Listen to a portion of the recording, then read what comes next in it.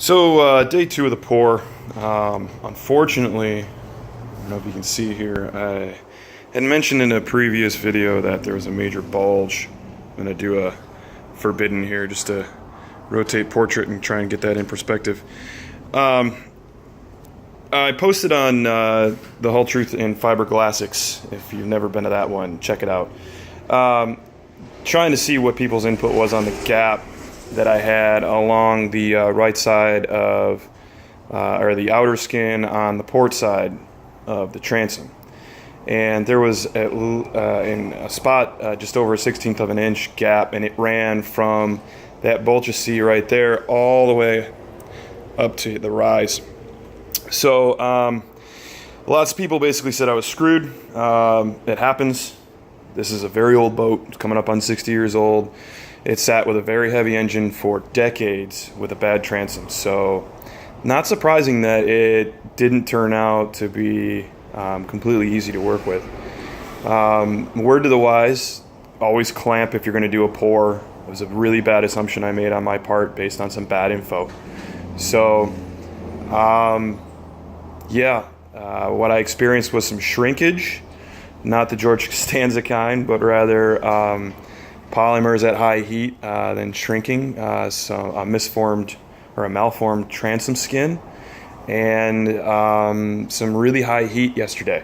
I did the RJ pour at, or I mixed it at 82 degrees, and that's what I used the catalyst measurements.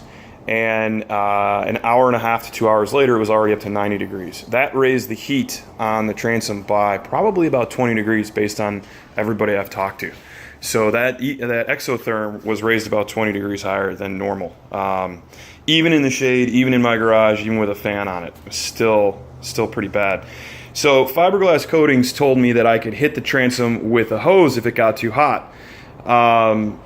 It seemed like some strange advice, but looking back on it, I probably should have done that periodically. They said it really drew the heat. It would really draw the heat out, and that would have been a good choice. So anybody looking to use this RJ stuff, if you run into the same, keep that in mind.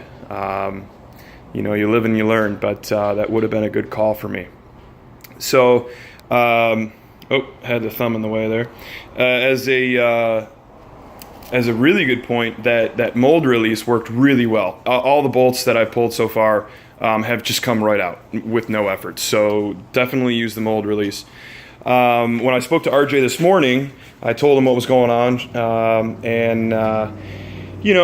The general consensus is that the outer skin does not have a good bond in a few spots. And that's more than likely true.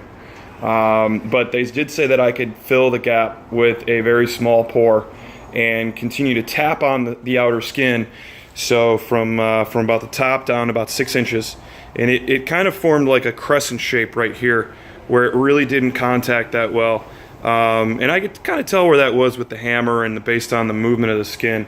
But what I did was I made a series of pours using a solo cup and a scraper, this guy right here, and just went through it a bunch, did many pours and kept moving the material back in there as I was tapping with the hammer, and that cleared all the air and was able to get the RJ down, I think, far enough to where there was no more air escaping. It wasn't dropping down anymore.